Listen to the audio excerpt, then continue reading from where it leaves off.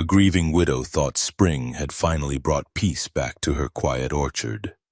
Then a former Navy SEAL and his German shepherd saw something no one else noticed. The dog refused to move, staring at a truck that was seconds away from becoming a death trap. What began as a broken brake line soon uncovered a dead soldier's hidden warning. Beneath apple blossoms, old medals, and small-town prayers, someone had been selling grief for profit. And before the blossoms fell, one loyal dog, one broken warrior, and one brave widow must decide how much truth is worth. Where are you watching from, and what touched you most? Please like and subscribe to help us reach 1,000 subscribers and inspire more stories. Spring came to Briar Glen as if it were trying to apologize. It softened the Blue Ridge hills with green grass, dressed the apple trees in pale blossoms, and sent silver water running through every ditch and creek bed. The old stone church near the town square had already hung its American flags for the spring memorial, and little white dogwood flowers trembled beside the road like shy prayers. But Holden Varick had learned long ago that beautiful mornings could lie. He lived alone in a cedar cabin at the edge of the mountain woods, where the road thinned into gravel and the trees leaned close enough to listen. Holden was 37 years old, a former Navy SEAL, tall at about 6 feet, with a lean, compact strength that never needed to announce itself. He had a clean-shaven face, a square jaw, sharp cheekbones, and dark brown military-cut hair, a little longer now than regulation would have allowed. His light skin had been weathered by northern cold, and his gray-blue eyes carried the tired stillness of a man who had survived too many endings. He wore the same kind of clothes most days, an old olive-gray tactical combat shirt, softened by years of washing, frayed at the cuffs and shoulders, worn combat pants in earth-brown and moss-green loose enough for movement, with faded knees and sagging cargo pockets, old military work boots, and a scratched military watch that still kept time better than his sleep did. Bram, his German shepherd, waited beside the door every morning before sunrise. Bram was 4 or 5 years old, yellow and black, lean and strong in the working line way, with upright ears, a powerful muzzle, and amber-brown eyes that seemed to measure every sound before trusting it. An old brown leather collar rested against his thick neck. Bram had once been trained to notice things men missed: a shift in breath, a chemical trace, a hand moving too slowly toward a pocket. He was not magical. He was better than that. He was honest. That morning, Holden checked the windows, the locks, the stove, and then Bram. "You planning to inspect me too?" Holden muttered. Bram stared at him with grave disappointment. "Fine," Holden said. "You're promoted." The dog sneezed once, as if accepting command. By 8, Holden drove into Briar Glen for barbed wire, hinge oil, and a bag of nails. The town looked almost cheerful beneath the spring light.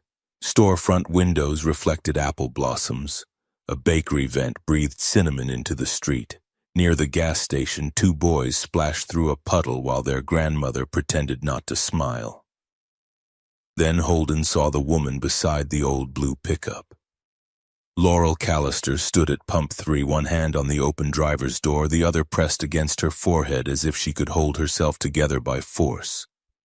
She was 35, slender but not fragile, with honey-brown hair tied low at the nape of her neck. Her face was soft in shape, but sharpened by grief, the kind that did not make a person weak, only quieter. Her fair skin looked pale beneath the spring sun, and her eyes had that careful steadiness people wore when they had learned not to break in public. Beside her, a little girl struggled with a large bag of dog treats.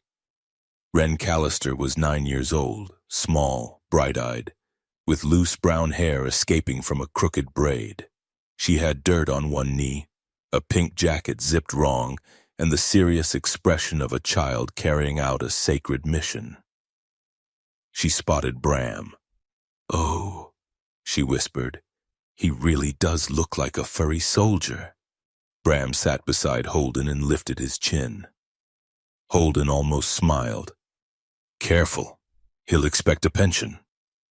Wren dragged the treat bag closer. Does he like regular dog biscuits or does he need something more veteranish? Laurel closed her eyes for half a second. Wren?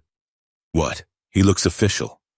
For one soft moment the world held. Spring breathed. The girl smiled. Laurel almost smiled too. Then Bram refused the treat. The dog's ears rose. His head turned slowly toward Laurel's pickup. His body stiffened, not with fear but with certainty. He moved past Wren, past Laurel, and planted himself in front of the truck. A low growl came from his chest. Holden's whole posture changed. The man who had been buying fence supplies vanished.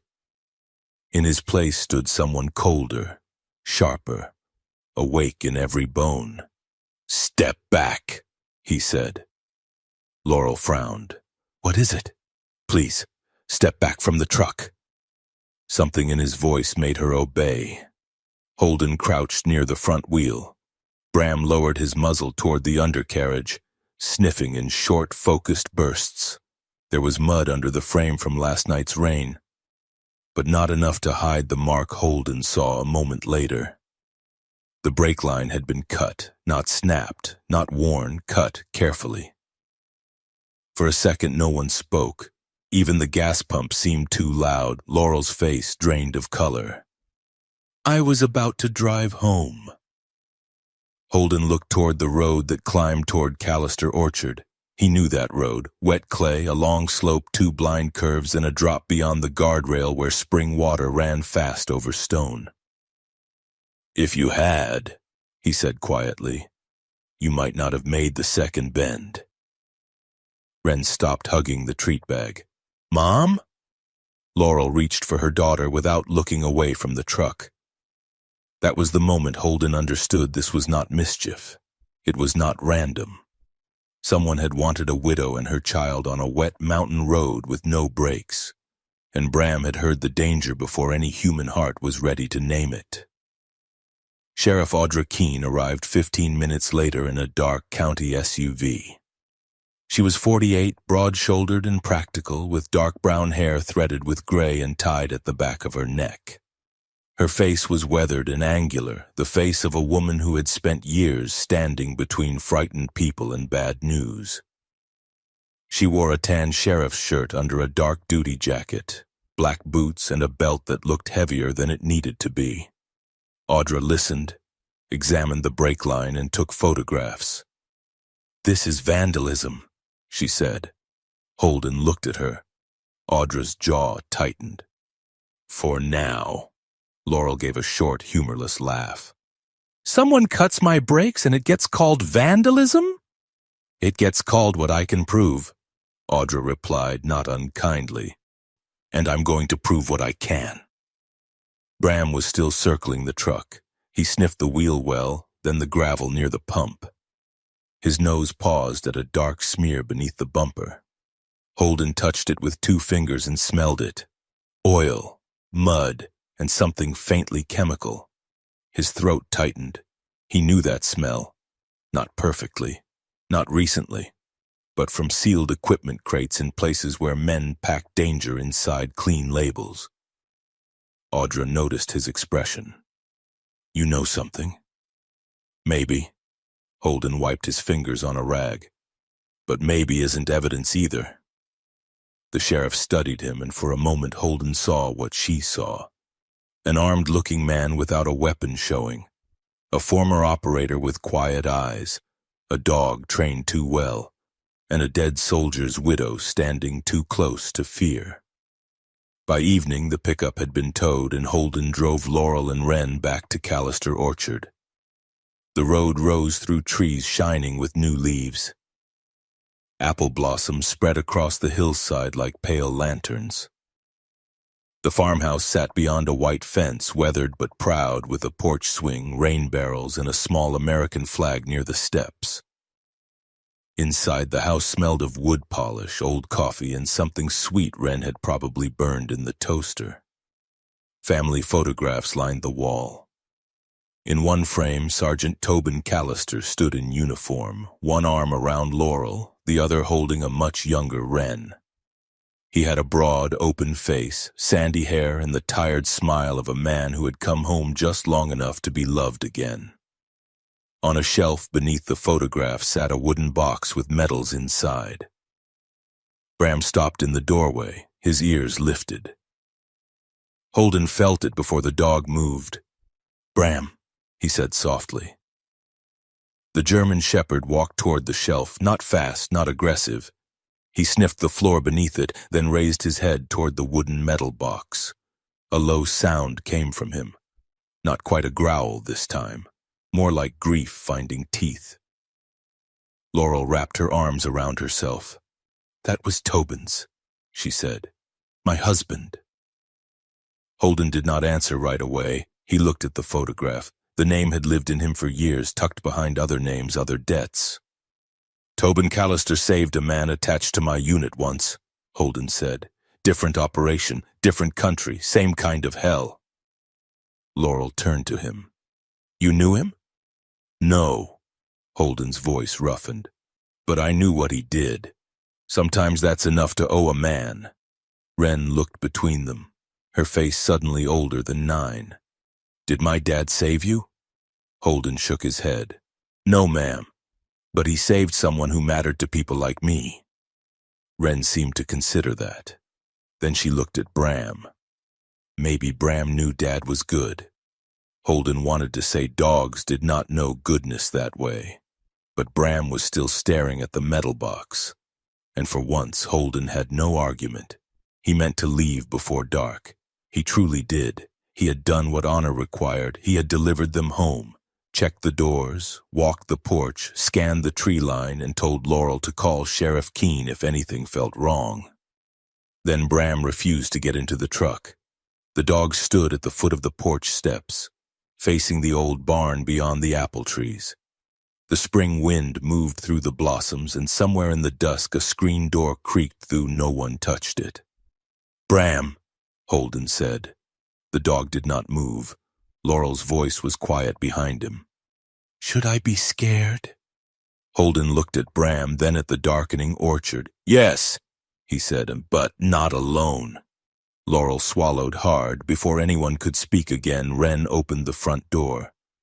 "Mom," she said, small and confused. "There's something on the porch." A plain white envelope lay against the threshold. No stamp, no name. Laurel picked it up with trembling fingers. Holden stepped close but did not touch it. She opened the flap and pulled out a single sheet of paper. 5 words were typed in black ink. "Let the hero stay buried." Laurel made no sound. That was worse than crying. Bram turned from the orchard. He did not bark at the trees. He did not bark at the road. He faced the shelf inside the house. Then the German shepherd barked once, hard and deep at Tobin Callister's medal box. The sound struck the room like a church bell in a storm. And Holden Varick understood with a coldness that settled behind his ribs that the danger had not come to the widow's door by accident. It had followed a dead man home. Morning did not arrive all at once in Callister Orchard. It came slowly, first as a pale light sliding between the branches, then as a breath of wind carrying the faint sweetness of apple blossoms, and finally as sound. Distant birds, the creak of old wood, and somewhere far off, water moving under stone. Holden Varick was already awake before the soot touched the tops of the trees. He stood on the porch, boots planted, arms folded loosely, his gray-blue eyes scanning the orchard the way they once scanned ridgelines and rooftops. Nothing moved out of place, no broken branches, no disturbed earth. At least not enough to catch the eye at first glance. Bram stood beside him. The German shepherd was still but not relaxed. His ears flicked at sounds too small for human notice.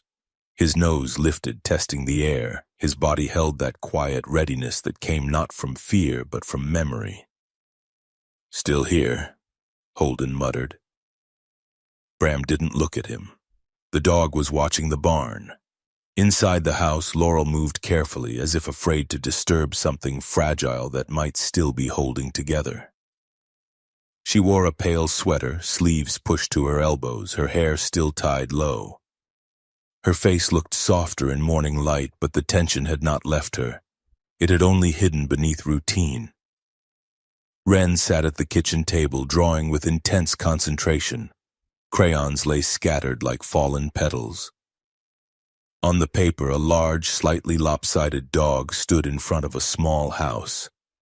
Behind it, she had drawn trees, and above them, a sky filled with uneven stars, even though it was supposed to be daytime. "Why stars?" Holden asked when he stepped inside. Wren didn't look up. "Because sometimes things happen at night that people only understand in the morning." Holden paused. He wasn't sure if that was wisdom or coincidence. With children, it was often both. Laurel poured coffee into 3 mismatched mugs. She handed one to Holden without asking if he wanted it. That was something Holden noticed. She didn't waste energy on unnecessary questions anymore. "Sheriff Keene is coming back today," Laurel said quietly. "She wants to look at the box again." Holden nodded. "She should." "And after that?" Holden took a sip. The coffee was too strong. He didn't mind. "After that, we don't wait for someone else to decide what's real." Laurel met his eyes. There was fear there, but something else had begun to take root beneath it. Resolve. They walked the orchard together an hour later. The ground was soft from last night's moisture. Rows of apple trees stretched down the slope, each one marked with small wooden signs: Liberty, Rome, Ida Red, names painted in Tobin's careful hand. Laurel moved differently here. In town, she held herself tight, like someone bracing for impact. In the orchard, she loosened just slightly. Her steps slowed.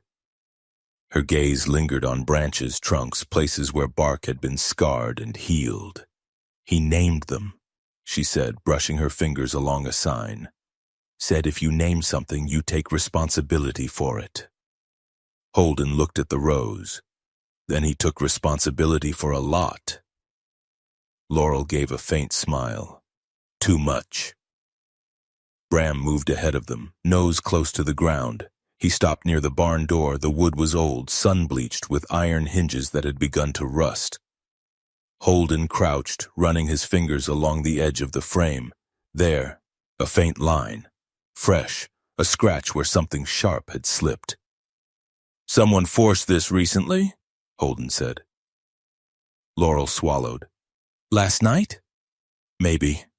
Bram sniffed the lower hinge, then the ground beside it. His tail didn't wag. It remained still, like a pointer marking a truth. Holden followed the dog's line of attention. Footprints. Faint. Partially washed by moisture, but not gone. Boot tread. Narrow, military style. Holden's jaw tightened. "Not a kid," he murmured. "Not a random drunk." Laurel crossed her arms. "Then who?" Holden didn't answer immediately, because he already knew the worst answer. Someone who knew exactly what they were doing. Sheriff Audra Keene arrived just before noon, her SUV rolling up the dirt road with controlled speed. She stepped out with a folder in hand, her expression already set somewhere between skepticism and fatigue.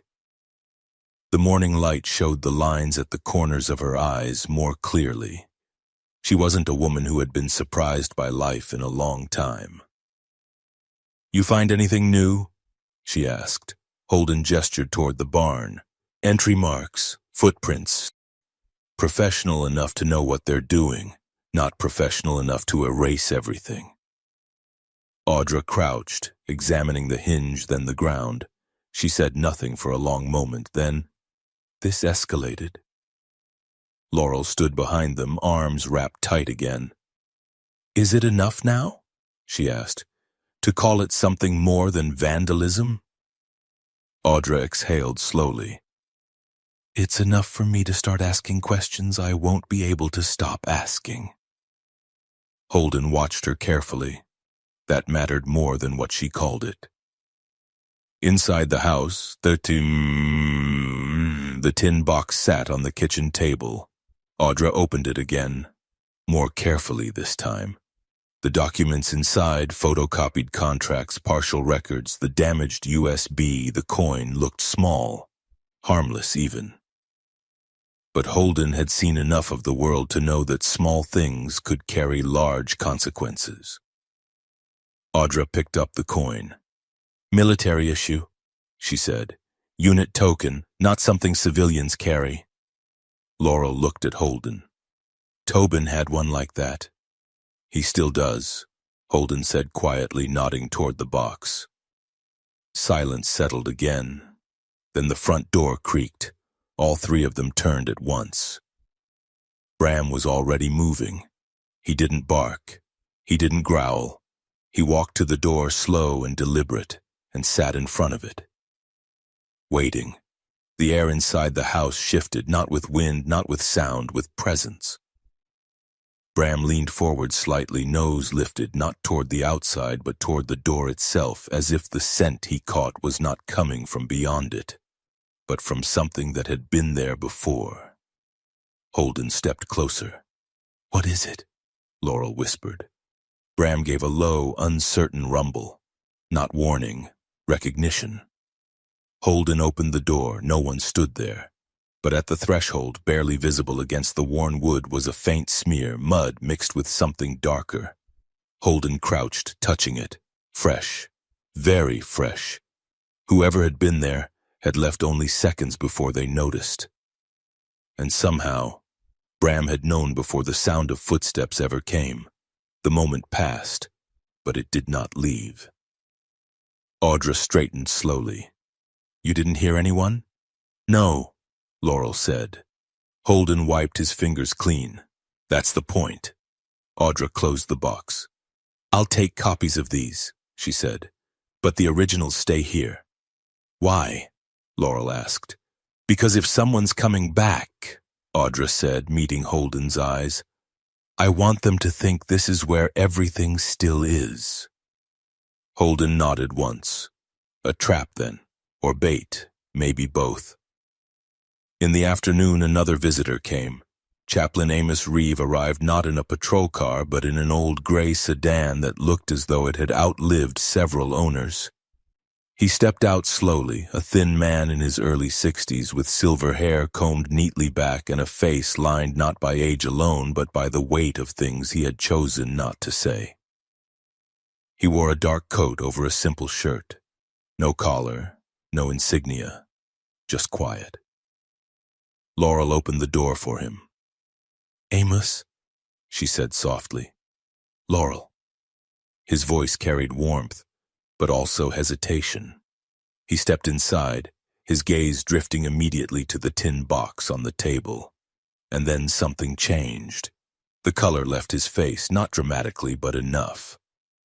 Holden noticed. Men like Amos didn't startle easily, not unless memory had already prepared the fear. "You've seen this before," Holden said. Amos looked at him.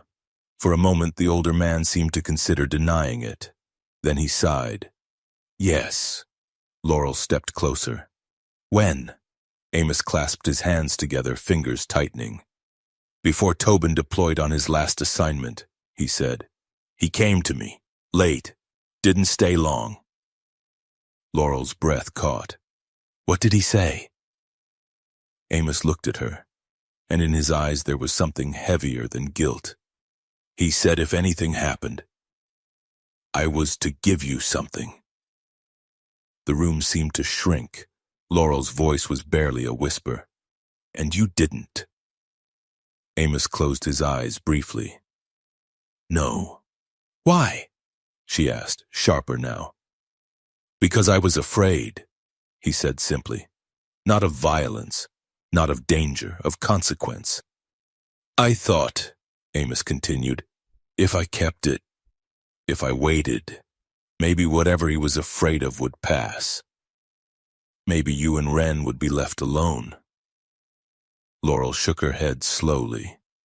"And instead," Amos looked down at the box. Instead, I may have left you unprepared. Silence followed. Not loud, not dramatic, just heavy. Holden leaned back slightly, arms folding again. What did he give you? He asked. Amos reached into his coat, and slowly, carefully, he pulled out a sealed envelope. Older than the one from last night, handled more times than it should have been. Everything I should have delivered then, Amos said, placing it on the table, and everything I was too afraid to let become real. Outside, the wind moved through the orchard again. Apple blossoms drifted down like quiet snowfall. Bram walked to the window and sat, watching the rows of trees. Not restless, not afraid, waiting, as if something that had been buried in silence for too long had finally begun to breathe again. And this time, it was not going to stay buried. Briar Glen did not feel like a town that could hide something rotten. That was what made it dangerous.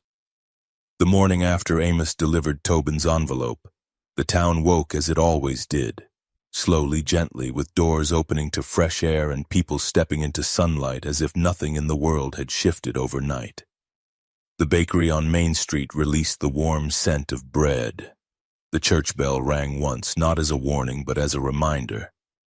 A pair of elderly men in worn military caps sat outside the diner, arguing softly about baseball as if time had forgotten to move them forward. To an outsider, it looked like peace.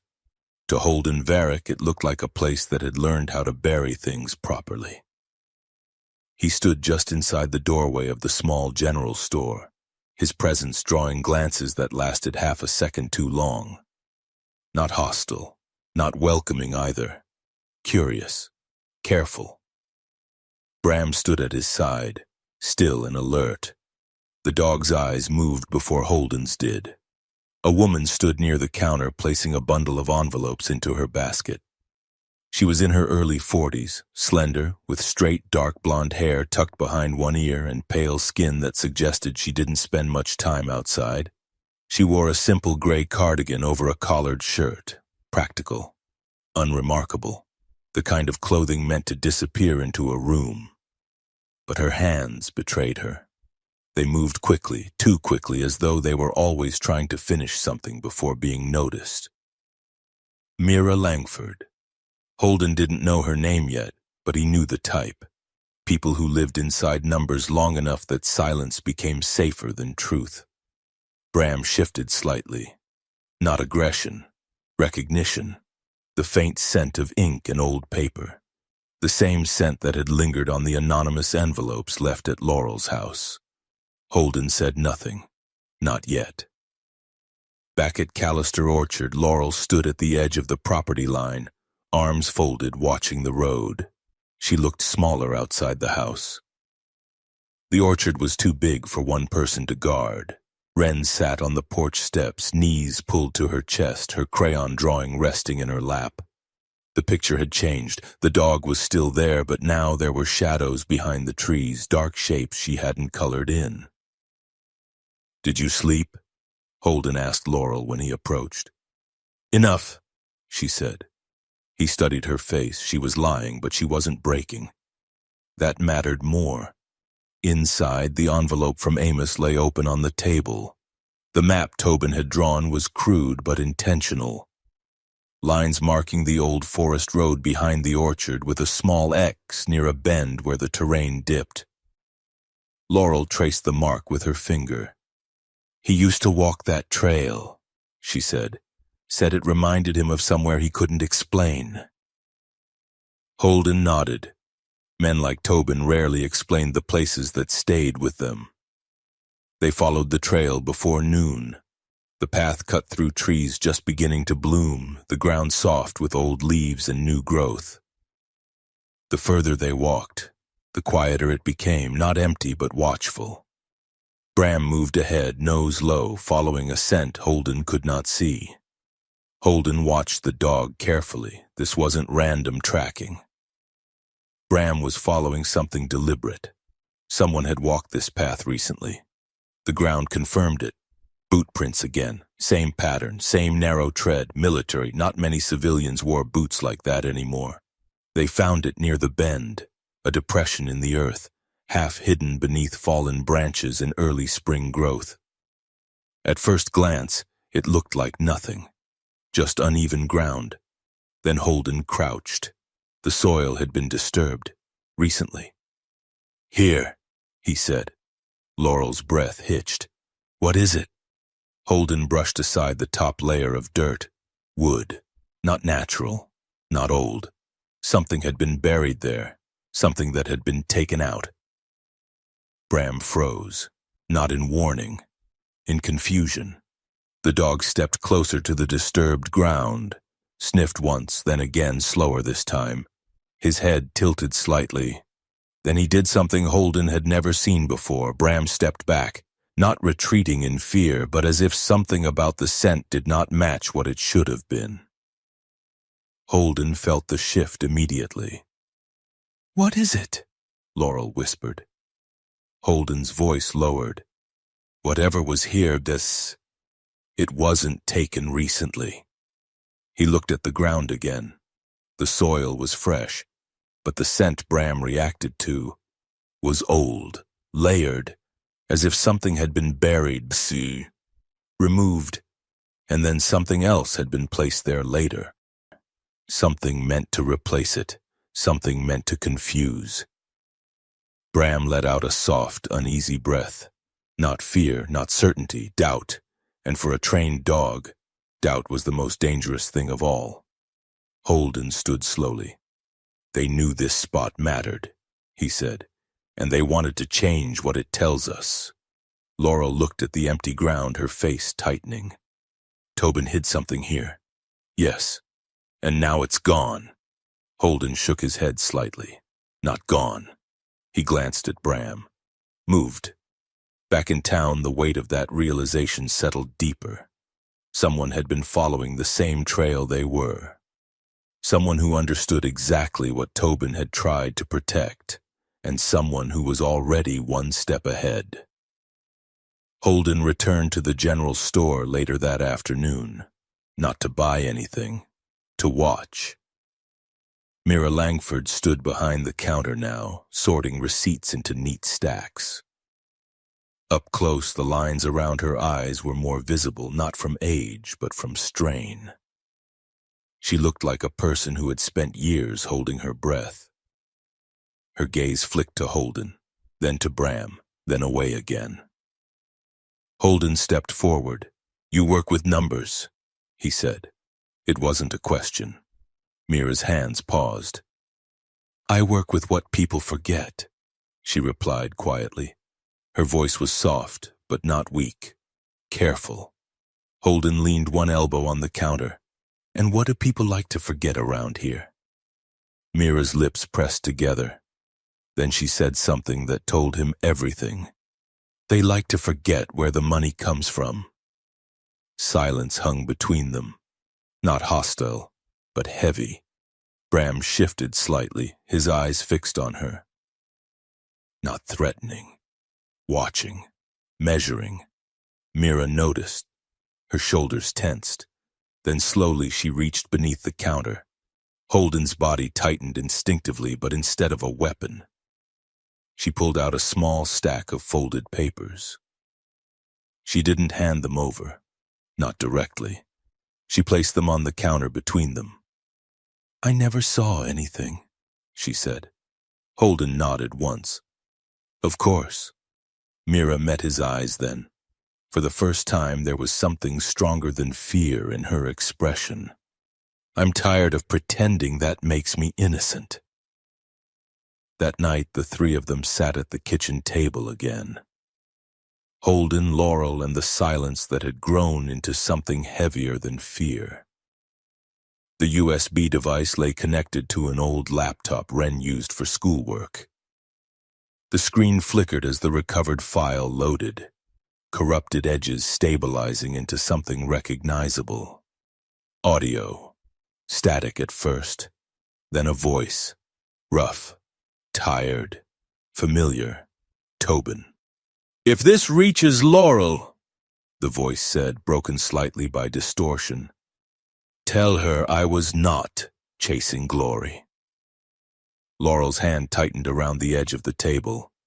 I was trying to come home clean. The recording cut, no explanation, no details, just that. Laurel didn't cry. She didn't move. For a long time, she didn't even breathe properly. Then she exhaled, slowly, as if something inside her had finally stopped running. Wren looked up from the floor, her small voice careful. Was that Dad? Laurel nodded. Yes. Wren looked at Bram. He sounds tired. Bram lay beside the table, head on his paws. He didn't react, but his eyes remained open, watching, always watching.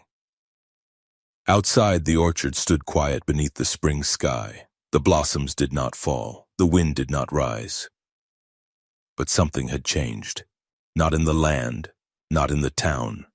In the people who could no longer pretend not to see. And somewhere beyond the trees, someone else was watching too. Morning in Callister Orchard did not feel like morning anymore.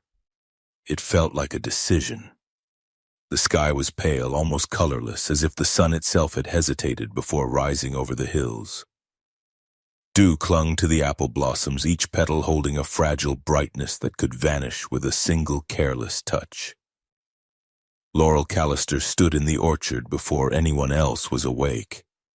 She had not slept. Her sweater hung loosely over her shoulders. Her hair tied low, but already slipping free in strands around her face. There was something different about her now. Not stronger in the way people imagined strength, but steadier. The kind of steadiness that came after something inside you had already broken, and there was nothing left to protect but the truth. Holden watched her from the porch. He did not interrupt.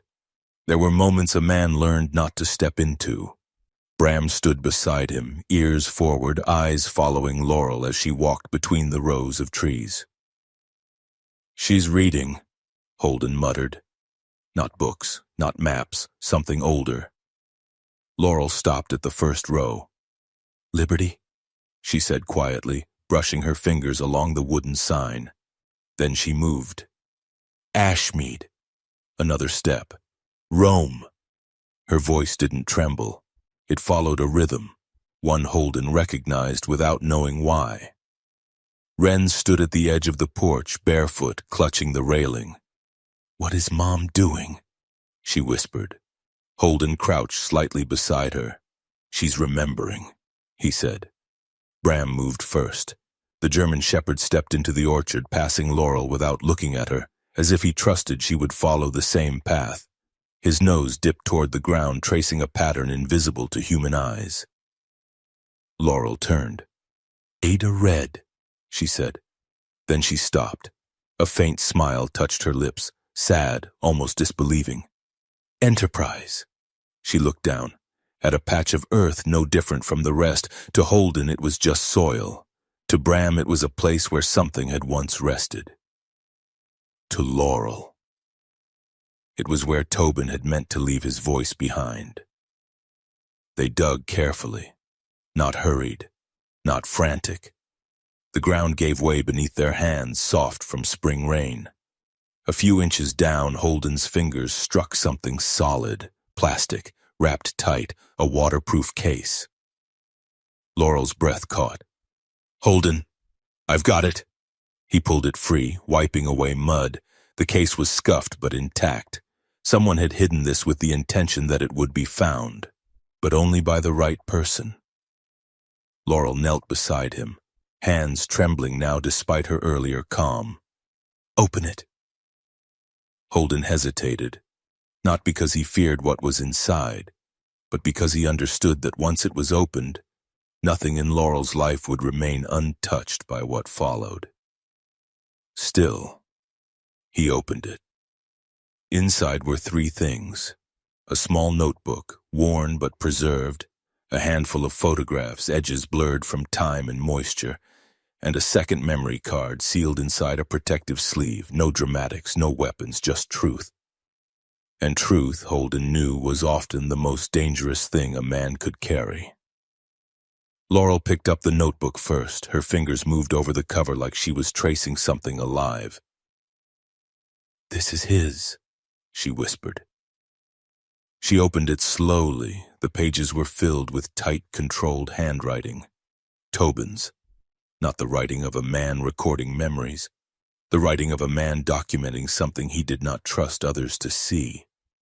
Holden leaned slightly closer, not reading over her shoulder, just being there.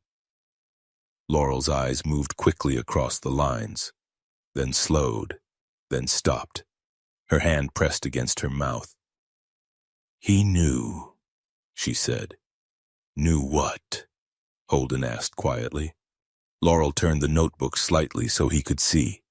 Entries, dates, coordinates, shipment logs, notes written in shorthand but clear enough.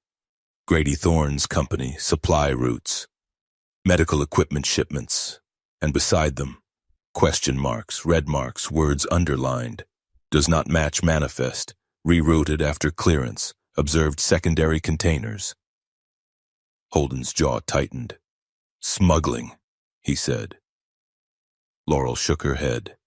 "Worse." She turned another page. There, Tobin had written something more personal. "If I report this officially, it disappears.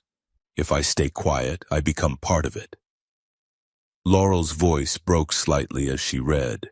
He was trying to find a way to expose it without destroying everything around it. Holden didn't respond, because he knew exactly what that meant. Men like Tobin didn't die because they were careless. They died because they refused to be silent in the wrong place. Laurel picked up one of the photographs. It showed a dim structure, metal walls, stacked crates, a partial view of men moving in the background. Not enough to identify faces, but enough to suggest scale. "This is near here," she said suddenly. Holden looked at her. "You're sure?" Laurel nodded. "The trees, the slope, that ridge line, it's part of the forest beyond the orchard." Bram's ears lifted. He stepped closer, not to the photograph, to Laurel, watching her, as if confirming something. Laurel flipped another page in the notebook.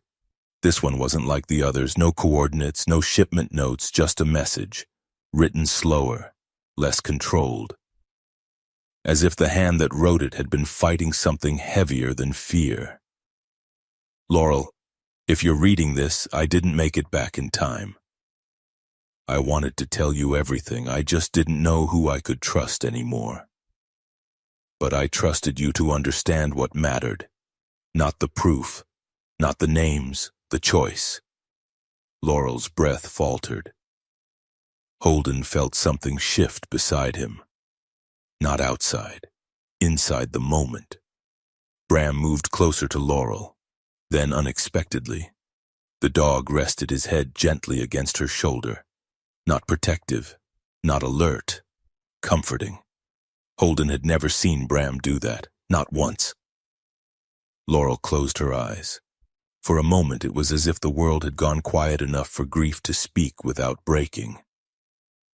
And in that silence, something stronger than fear began to take shape. She continued reading. "If I fail, don't let them turn this into something clean and easy. It wasn't." None of it was. Laurel lowered the notebook slowly. "He didn't want to be remembered as a hero," she said. Holden nodded once. "He wanted to be understood." The second half of the day brought them back to town, not by choice, by necessity. Grady Thorne had called for a community meeting at the church. Everyone knew. Everyone would be there. The church was full before Holden even stepped inside. Men in jackets. Women with folded hands. Children shifting quietly in wooden pews. Flags hung on either side of the altar. The light filtering through stained glass, painting everything in colors too soft for what was about to happen. Grady stood at the front. He looked exactly as a man like him should. tall, controlled, mid-50s with neatly combed dark hair streaked faintly with gray. His face was composed, confident, and practiced. His clothes, dark coat, pressed shirt, carried no flaw, no sign of strain. He smiled as people greeted him. He shook hands. He spoke softly. He belonged. That was the problem. Holden took a seat near the back. Bram sat beside him, silent. Laurel and Wren sat further forward. Sheriff Audra stood along the side wall, arms crossed, watching everything. Grady began to speak. About community, about sacrifice, about honoring those who had given everything. He spoke Tobin's name, carefully, respectfully, as if it were something sacred. Holden felt something cold settle in his chest, because he recognized the skill, the ability to speak truth and twist it just enough that it became something else. Bram shifted, not toward Grady, upward. Holden followed his gaze. The balcony. A man stood there, partially hidden behind a column. He wasn't watching the speaker. He was watching Laurel, watching Wren, watching Audra, recording. "Stay here," Holden murmured. Bram was already moving. The chase was short, fast. The man ran the moment he saw Holden coming. Through the side door, across wet grass, past the edge of the cemetery where white stones stood like quiet witnesses. Bram closed the distance first. The dog cut him off, blocking his path without attacking. Holden caught him seconds later, forcing him against the fence. The man struggled, but not like someone surprised, like someone trained to escape. Holden tightened his grip. "Who sent you?" No answer, just breath. Fast, controlled. Holden searched him, photos, schedules, maps, Laurel's routine, Wren's school, the orchard layout, and one note. Barn access confirmed. Back at the church, Sheriff Audra's face had hardened. "This isn't harassment anymore," she said. Holden met her eyes. "No, it's preparation." The meeting ended early, too quiet. Grady never raised his voice. He didn't need to. That night, the phone rang. Holden answered. A pause, then a voice, Ellis Pike, shaking. "They know," Ellis said. "They know I talked." Holden's voice lowered. "Where are you?" "Bridge. Alder Run." The line crackled. "I can show you where he kept the real records, not the ones you found." Holden glanced at Bram. The dog was already on his feet. "But you need to come now," Ellis said. The line went dead. They drove in silence. The road curved down toward the creek, shadows stretching long across the gravel. When they reached the bridge, Ellis's truck sat there, driver's door open, engine off, no lights, no sound. Holden stepped out slowly. Bram moved ahead. Then, the dog broke into a run, down the slope, toward the water. The creek had swollen from the rain, dark and fast-moving. Bram stood at the edge, barking hard now. Not warning, not confusion. Urgency. Holden reached the bank and saw the blood, on the rocks, on the mud, trailing toward the water. Ellis Pike was gone, but whatever had taken him had not been quiet about it. Rain had worked on Alder Run all night. By morning, the creek no longer sounded like water. It sounded like hands dragging secrets over stone. The narrow bridge stood above the swollen current, its wooden planks slick and dark, its railings shining with rain. Ellis Pike's truck sat abandoned at the roadside, driver's door open. One tire sunk slightly into mud. The cab light glowed weakly, yellow and useless in the gray dawn. Holden Varick stood beside it, one hand on the doorframe, his eyes moving over every detail. Blood on the steering wheel, mud on the floor mat, a torn strip of dark fabric caught on the seat adjuster. No weapon, no phone, no Ellis. Bram was already down by the creek bank. The yellow-black German shepherd braced low, ears forward, muzzle working through the wet air. Rain speckled his old brown leather collar. The dog did not bark now. He was past warning. He was reading. Holden moved down the slope carefully. The bank was soft and treacherous. One bad step would put a man in the current, and Alder Run did not look forgiving this morning. "Bram," Holden said low. The dog glanced back once, then pressed his nose toward a patch of mud near exposed roots. There was blood there too, not much but enough. Holden crouched and touched it, diluted, fresh. Ellis had been alive when he left the truck, maybe still was. The thought moved through Holden like a blade being drawn. He followed Bram along the waterline, the dog tracked by fragments, a smear on stone, a crushed fern, a thread of cloth snagged on bark, the faint metallic scent of blood almost swallowed by rain. There was no magic in it, only discipline, only the ancient labor of nose, earth, and instinct. At last Bram stopped near a fallen sycamore, half its roots torn from the bank. He lowered his head and gave one sharp bark. Holden heard it then, not the creak, not rain, a breath, thin, broken. "Ellis!" There was no answer, but beneath the roots something moved. Holden slid down into the mud, grabbed the branch above him, and pushed aside wet leaves. Ellis Pike lay half-trapped under the fallen root mass, his face gray, one eye swollen, blood darkening the collar of his shirt. Ellis was 41, lean in a worn-out way, with a narrow face, rough stubble, and short brown hair flattened by rain. His left leg, already weakened by an old service injury, was twisted beneath him. He looked like a man who had spent years making bad choices quietly, only to discover the bill had come due all at once. His eyes opened. "Don't!" Ellis whispered. Holden leaned close. "Don't what?" Ellis swallowed, pain twisting his face. "Don't take it to the house." "What?" "Not the house." His fingers clutched Holden's sleeve. "Orchard marker. Soldier stone." Holden froze. Ellis's breath hitched. "And Mira," he rasped. "Mira knows the numbers." Then his eyes rolled back. Holden checked his pulse. Alive. Barely. Bram stood over them, rain sliding down his muzzle, gaze fixed on the trees beyond the creek. Someone had left Ellis here to die, but not before making sure fear had time to finish the job. Sheriff Audra Keene arrived with paramedics 20 minutes later. Her face hardened when she saw Ellis pulled from the mud. She did not say she should have acted sooner. She did not have to. The thought had already carved itself into the lines around her eyes. "Is he going to live?" Laurel asked when Holden returned to the orchard later that afternoon. "For now," Holden said. Laurel stood in the kitchen, pale and still, one hand resting on the back of Wren's chair. Wren was upstairs, ordered to stay away from adult voices. Naturally, she had probably found a better listening position. Bram shook rain from his coat near the door. Laurel looked at the dog. "He found him," Holden nodded. "He found what was left." The words came out harsher than he intended. Laurel did not flinch. Grief had trained her in worse weather than anger. Before either of them could speak again, a car rolled slowly up the drive. Mira Langford stepped out.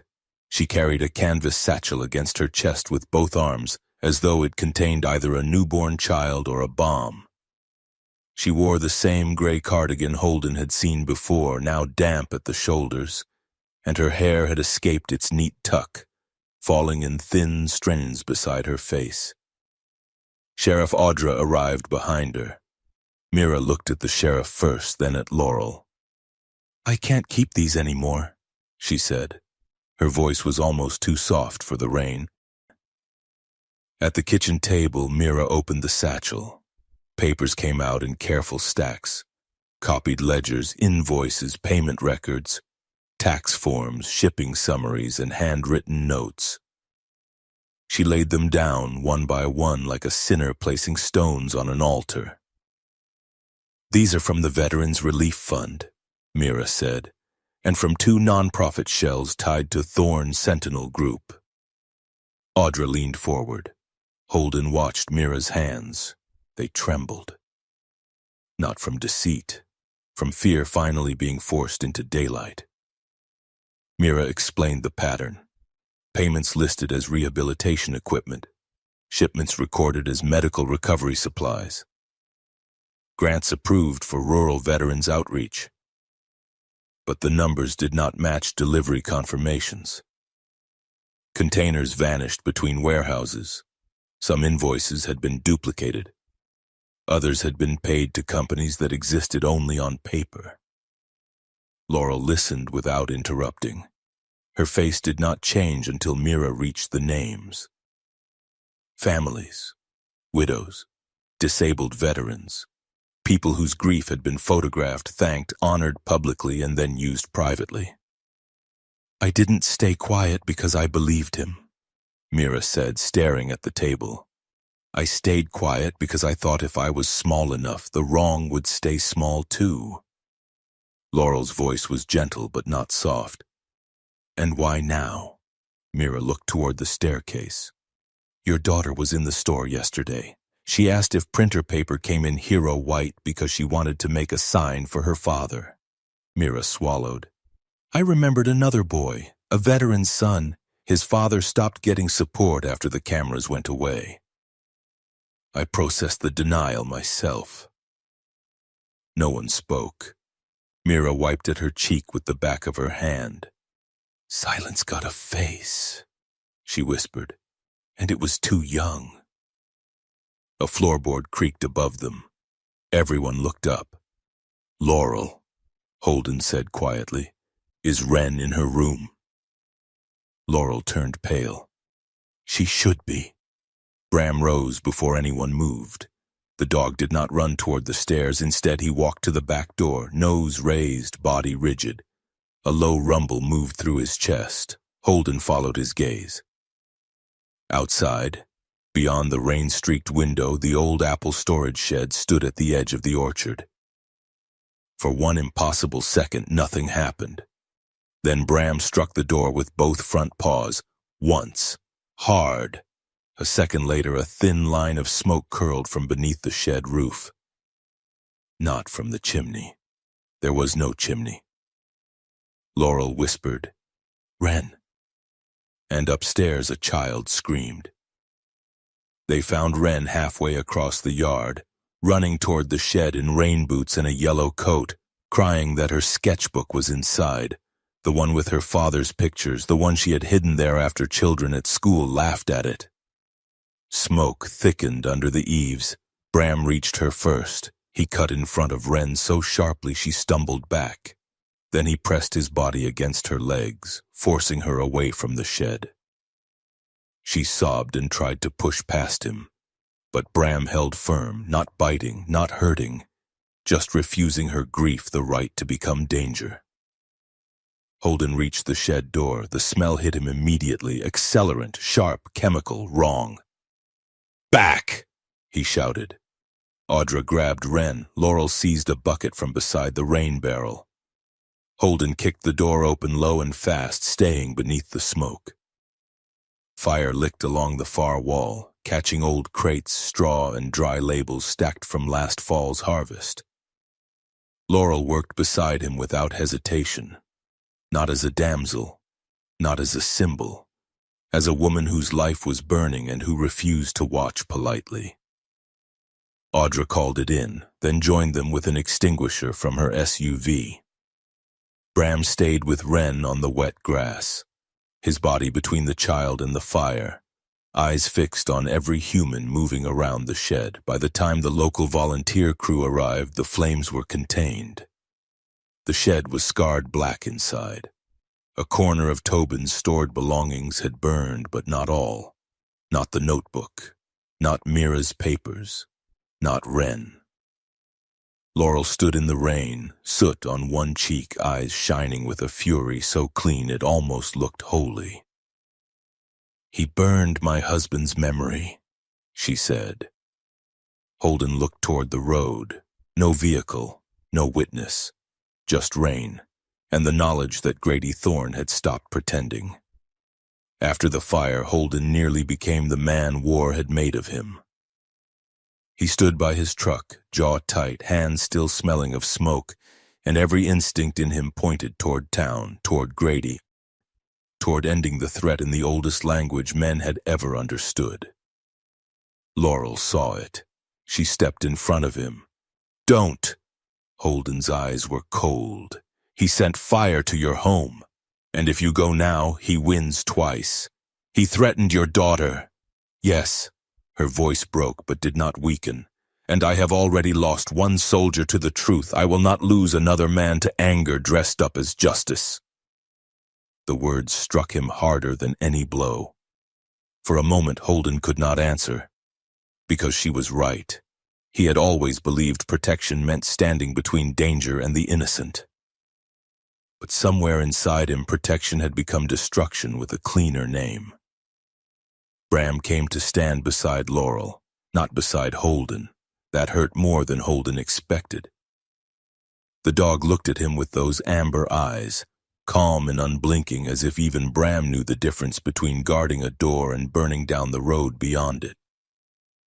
Holden exhaled, slowly. Then he stepped back. That evening, Tessa Marlowe arrived at the farmhouse carrying a battered equipment case from the church. Tessa was 29, slim, sharp-featured, with short auburn hair tucked behind one ear and a faded denim jacket over a black shirt. Her eyes were quick and restless, the eyes of someone who trusted wires more than people. She had lost her older brother, a former soldier, to despair after public praise dried up and promised support never came. "I don't do miracles," she said, setting the case on the table. "But I can sometimes bully damaged files into confessing." For the first time all day, Wren almost smiled. Tessa worked for 2 hours, static, corruption, frozen frames. Then the second memory card gave up its ghost. A video appeared, dim warehouse, stacked crates. Tobin's camera angle low and hidden.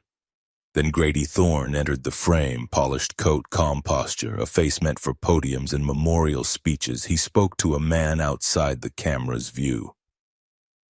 "Heroes are useful," Grady said, voice clear enough to cut skin, "because nobody audits grief." Laurel closed her eyes. Audra turned away, one hand covering her mouth. Holden did not move. Bram growled once, low, ancient, as if even an animal understood blasphemy when it wore a human face. By midnight, Sheriff Audra Keene made her choice. She copied everything. Mira's records, Tobin's files, the video, the burn report, Ellis's statement, incomplete but enough to matter.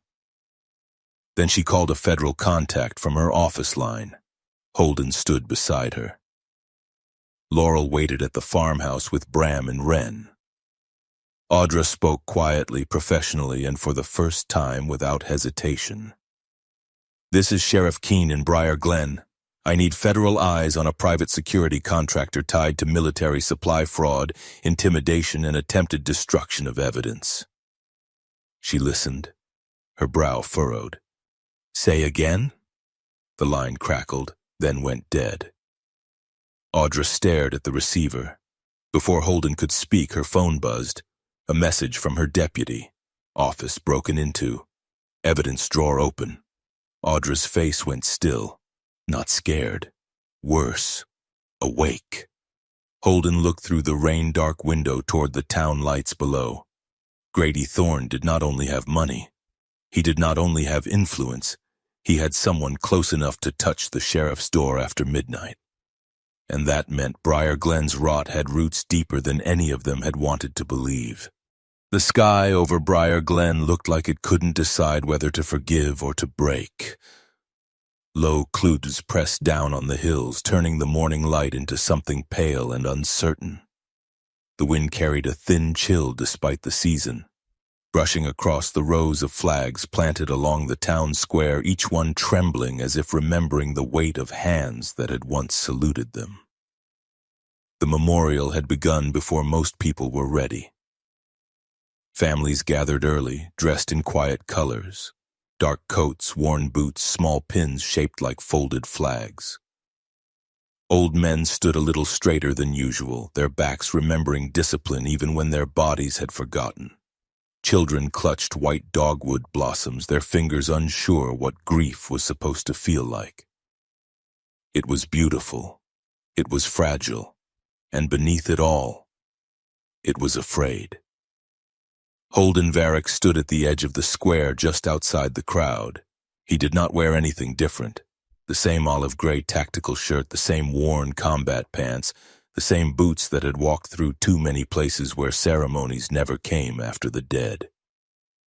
But here, among polished shoes and pressed jackets, he looked like something out of place, or something people did not want to understand. Bram stood at his side. The German shepherd's posture was calm, but not relaxed. His ears shifted constantly, tracking the rhythm of the crowd, the subtle imbalance in movement, the spaces where attention did not align with behavior. He was not watching the stage, he was watching everything else. Laurel stood near the front. She wore a simple dark coat, nothing formal, nothing chosen to impress. Her hair was tied low again, her face pale but steady. She did not look like a symbol of grief anymore. She looked like someone who had made a decision. Wren stood beside her, holding her mother's hand. No drawings today, no questions, just quiet. Sheriff Audra Keene moved through the edges of the gathering, speaking in low tones to deputies, her expression carved into something firm and controlled. The events of the previous night had stripped away hesitation. She no longer looked like a woman trying to balance a town's trust. She looked like someone who had already chosen which side of that balance she would fall on.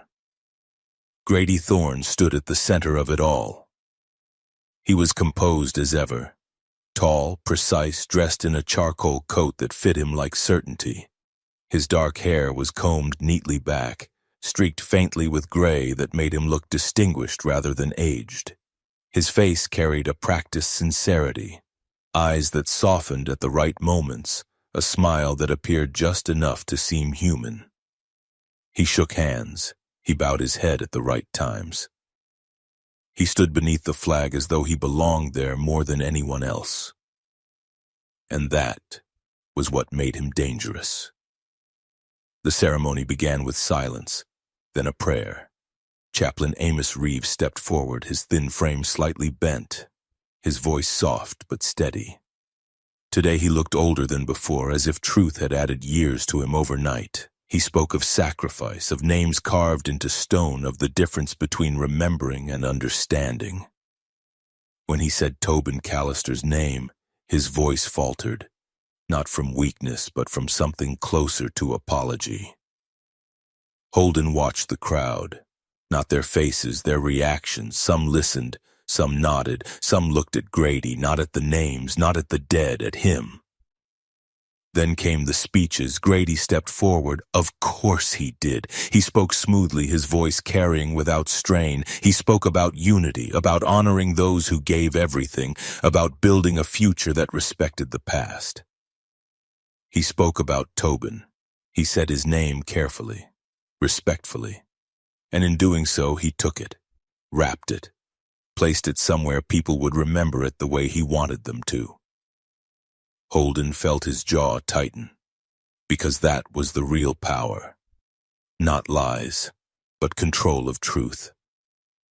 Behind the church, hidden from the crowd, Holden and Tessa worked fast. Tessa Marlowe knelt beside the equipment rack, sleeves rolled, fingers moving through wires with focused precision. Her auburn hair was tied back loosely, strands falling forward as she leaned into the panel. They cut the main feed, she muttered. Not sloppy, clean. Someone knew exactly what to pull.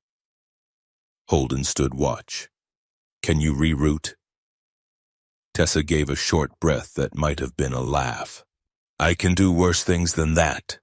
She pulled a cable loose, replaced it, adjusted a switch. Backup line goes through the secondary speaker grid, she said. It'll be weaker, but it'll carry. Holden nodded. That's enough. Bram appeared at the doorway behind them. Not running, not urgent. Still. That was what made Holden turn. The dog stood there, staring at something beyond the equipment racks, beyond the back wall of the church. Holden followed his gaze. At first, nothing. Just the narrow alley between the church and the storage shed. Then, movement. Not a person. A reflection. A brief flash of light like a lens catching daylight from an angle that shouldn't exist. Holden stepped forward. The light vanished. Bram did not move. He did not bark. He simply watched the empty space as if memorizing it. Holden felt it then. Not danger. Not yet. Something worse. Surveillance. Someone wasn't trying to stop them anymore. Someone was watching to learn how they moved. Holden turned back to Tessa. "Finish it," he said. Tessa glanced at his face and didn't ask questions. She worked faster. Out front, Laurel stepped onto the platform. Her name had been announced. Her time had come. The crowd shifted. Some leaned forward, some leaned back. Everyone waited. Grady moved to meet her. He did not block her path. He didn't need to. He stood close enough that his voice didn't have to travel. "You don't have to do this," he said quietly. Laurel didn't look at him. "You don't have to make this harder than it already is." She said nothing. Grady smiled gently. "I can make sure your daughter is safe. I can make sure this place stays yours." Now Laurel turned, slowly. "What about my husband?" she asked. Grady's smile did not break. "He's already been honored." Laurel's eyes hardened. "That's not what I asked." For the first time, something flickered in Grady's expression. Not fear, annoyance. Bram moved. He stepped between them. No sound, no aggression, just presence. A line drawn without words. Grady looked down at the dog, then back at Laurel. Something in his eyes shifted. Calculation. Recognition. He stepped back. Not because of the dog, because of what the dog meant. Holden stepped out from behind the church, into view, into judgment. People turned. Whispers spread. He didn't speak loudly. He didn't need to. "If truth matters here," Holden said, voice steady, "then let it be heard." Tessa flipped the final switch. The speakers crackled, static, then a voice. Broken. Real Tobin. "If this reaches Laurel..." The crowd froze. Laurel closed her eyes. "I was trying to come home clean." Silence. Then the video. Grady's voice, clear as daylight. "Heroes are useful because nobody audits grief." The words didn't echo. They sank, straight down, into the people who had trusted him. The crowd didn't explode. It didn't shout. It went quiet. Which was worse, because quiet meant understanding. Grady moved first, not fast, not panicked, just away, toward the side path, toward the exit no one else noticed. Except Ellis. He stood near the sheriff's vehicle, bandaged, pale but upright. He lifted one shaking hand. "Back there," he said. Audra moved instantly. "Stop him!" The chase was brief. Mud, rain, boots sliding on wet grass. Bram cut across the path, intercepting Grady before he reached the old storage building behind the cemetery. Holden caught up seconds later. Grady turned. Not angry, not afraid, just finished. "So this is how it ends," he said. Holden didn't answer. Grady looked past him, at the orchard in the distance, at the town. "At least now you understand," he said quietly. "I'm not the only one." Holden's voice was cold. "I don't need you to be." Sheriff Audra arrived, weapon drawn, voice steady. "Grady Thorne, you're under arrest." For a moment no one moved. Then Grady smiled. Not the public smile, the real one. Thin, sharp, almost tired. As they led him away, Holden stood in the rain, Bram beside him. The wind moved through the flags again, not softer, but clearer. Holden looked toward the orchard, toward Laurel, toward Wren, then back at the road where Grady was being taken. He spoke quietly, almost to himself. "Spring doesn't need to take down the whole forest," he said, "just one rotten tree." Bram's ears shifted, as if he understood or as if he simply chose to stay. Briar Glen did not become peaceful after Grady Thorne was taken away. Peace, Holden Varick knew, was not something that arrived with handcuffs. It did not step out of a sheriff's vehicle, it did not sign a report, it did not stand before a crowd and say, "All is forgiven now." Peace came slower than justice. Sometimes it came limping. The morning after the memorial, the town square looked smaller. The flag still stood along the street, but the wind had softened and the white dogwood blossoms scattered across the pavement looked less like decoration than aftermath. People moved through town quietly, avoiding one another's eyes. Some had believed Grady because belief was easier than suspicion. Some had taken money from his foundation because their children needed medicine. Their roofs needed repair, their lives needed one less disaster. Now gratitude had become shame, and shame, like smoke, got into everything. At the church, 2 men removed the polished donor plaque with Grady's name from the side wall. No one clapped. No one cheered. The absence of the plaque left a pale rectangle on the stone, a cleaner patch where the lie had once been mounted. Sheriff Audra Keene ordered an audit of every department grant tied to Thorne's Sentinel Group. She looked older doing it, not weaker. Older in the way a person aged when truth finally charged interest. Mira Langford gave her official statement before noon. She sat in the sheriff's office with both hands folded tightly in her lap, her slender frame almost swallowed by the wooden chair. Her dark blonde hair was pinned back more neatly than usual, but her eyes were raw from lack of sleep. She spoke carefully. Dates, amounts, false vendors, duplicated invoices, shell charities. Each sentence seemed to cost her something, but she paid it. Ellis Pike gave his statement from a hospital bed. He was pale, bruised, one leg strapped and elevated, rough stubble shadowing his narrow face. He did not ask to be excused. He did not call himself a victim. When Sheriff Audra read back the charges he might face for intimidation, property damage, and obstruction, Ellis closed his eyes. "I know," he said. Then after a long silence he added, "I just want one useful thing to come out of my cowardice." That was not redemption. Not yet. But it was a door opening in a dark room. At Callister Orchard, the shed still smelled of smoke.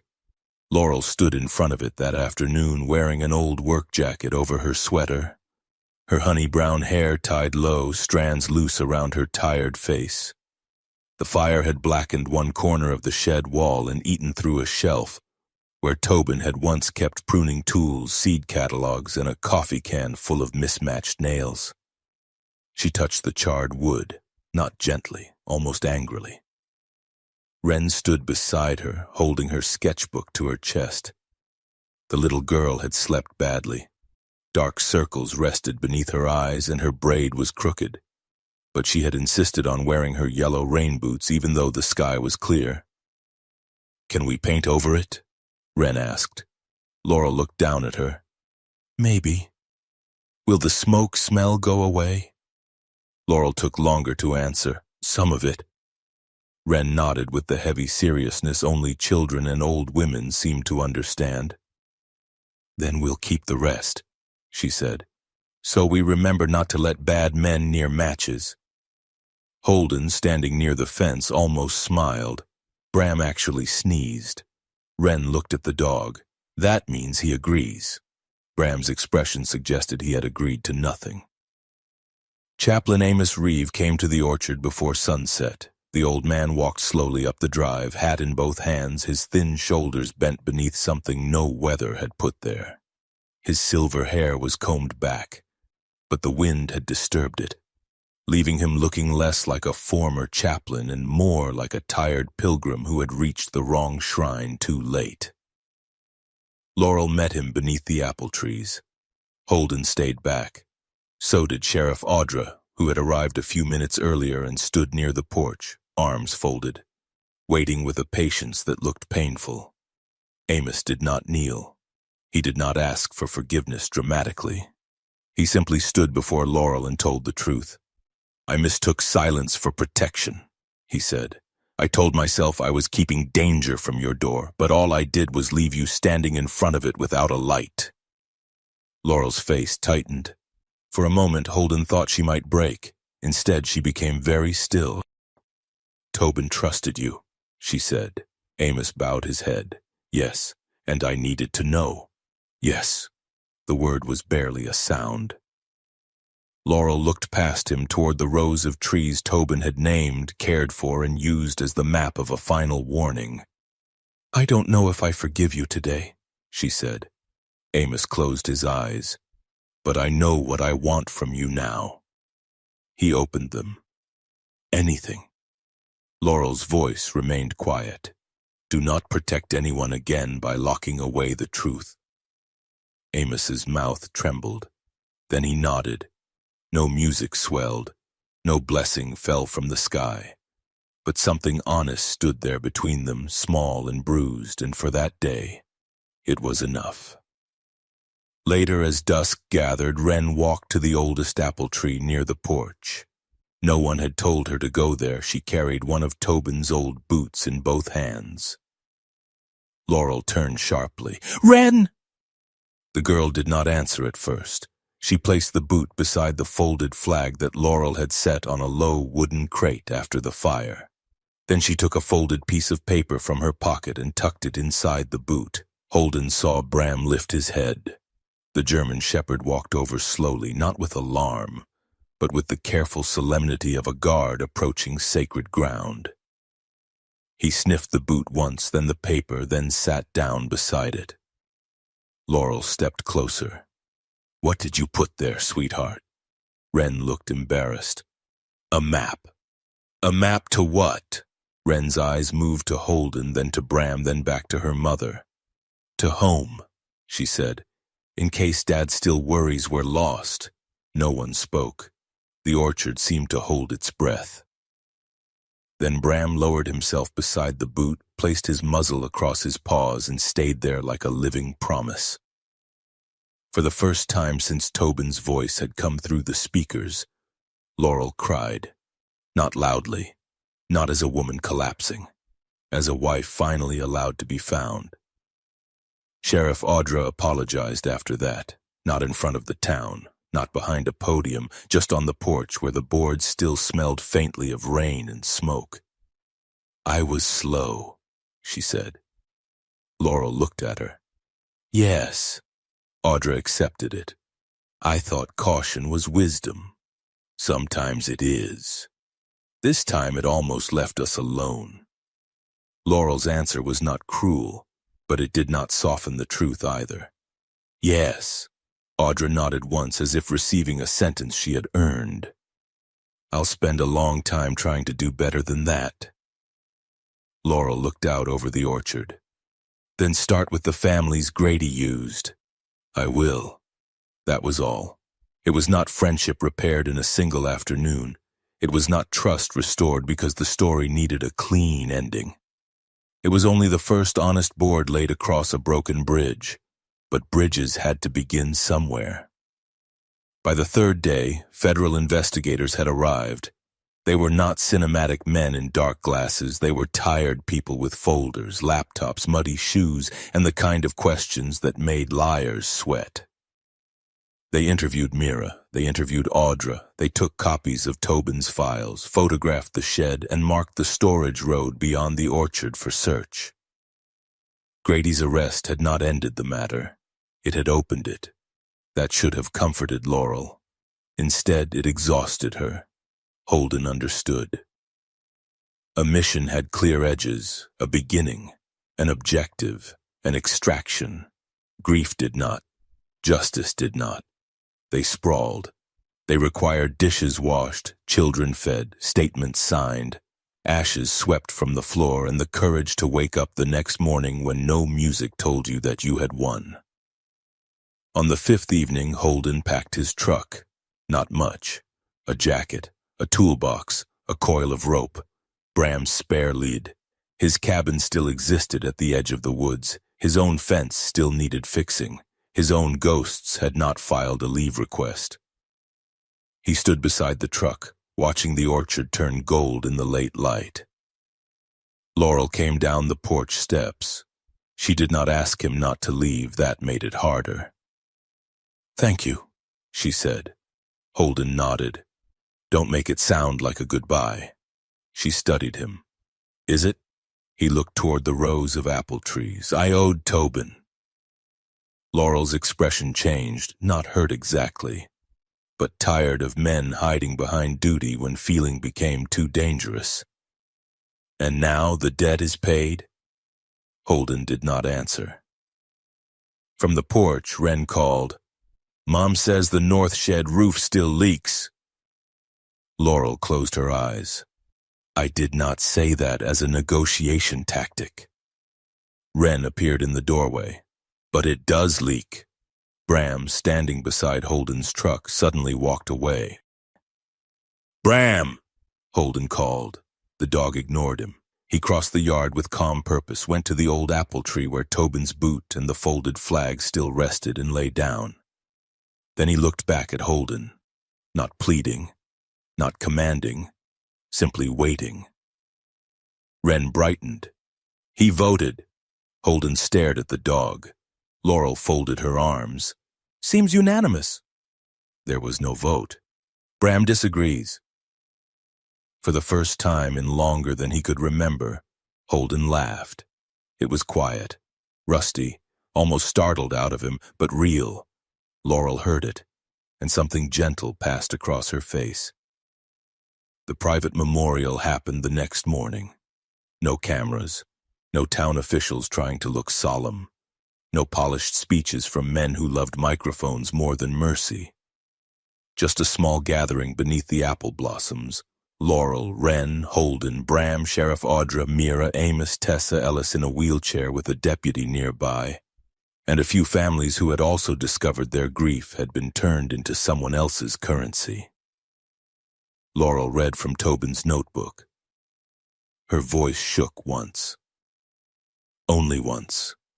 Then she continued. Wren placed a drawing beneath the tree. In it, Tobin stood among apple blossoms, smiling. Laurel held a ladder and looked bossy. Holden was on the shed roof, apparently confused by basic carpentry. Bram was drawn twice as large as everyone else. "That part is accurate," Wren whispered. Bram sat like a statue. Holden murmured, "He knows." Tessa snorted softly. For one brief, impossible moment, sorrow made room for laughter. Not because pain had ended, because life, rude and stubborn, had pulled up a chair anyway. Holden stayed to fix the shed roof, then the fence, then the barn door, then a section of porch railing that had been loose for only 6 years, according to Laurel, which Wren insisted meant basically forever. Weeks passed in the strange way healing time did. Not fast, not slow, just uneven. Some mornings Laurel woke angry, some nights Wren cried, some afternoons Holden went silent and walked the perimeter of the orchard until Bram found him and herded him back like an exasperated shepherd managing a difficult sheep.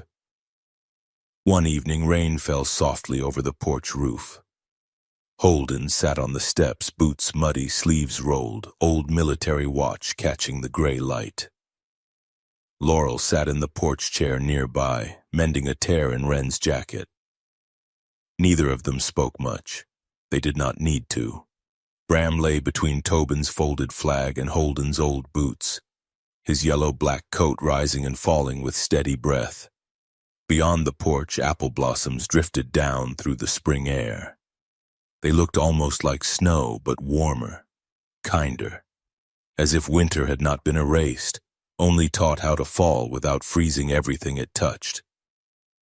And Holden realized, with a quietness that frightened him less than it should have, that he had stopped counting the days until he left. Sometimes God does not send a miracle as thunder from the sky. Sometimes he sends it quietly through a loyal dog who refuses to move, a child who still believes in home, a widow brave enough to face the truth, and a broken soldier who finally learns that staying can be another kind of courage. This story reminds us that evil often hides behind beautiful words. But truth has a way of finding daylight. It may come slowly. It may come through pain. But when love, faith, and courage stand together, even the darkest secret cannot stay buried forever. In our daily lives, we may not face danger like Holden, Laurel, and Bram did, but we all face moments when silence feels easier than honesty, when fear tells us to look away, and when grief makes us believe we are alone. In those moments, may we remember that God can use the smallest signs, the quietest hearts, and even the loyal eyes of an animal to guide us back to what is right. If this story touched your heart, please share it with someone who needs hope today. Leave a comment and tell us what lesson stayed with you most. And if you want more healing stories of courage, loyalty, and faith, please subscribe to the channel. May God bless you, protect your family, and give peace to every heart still learning how to heal.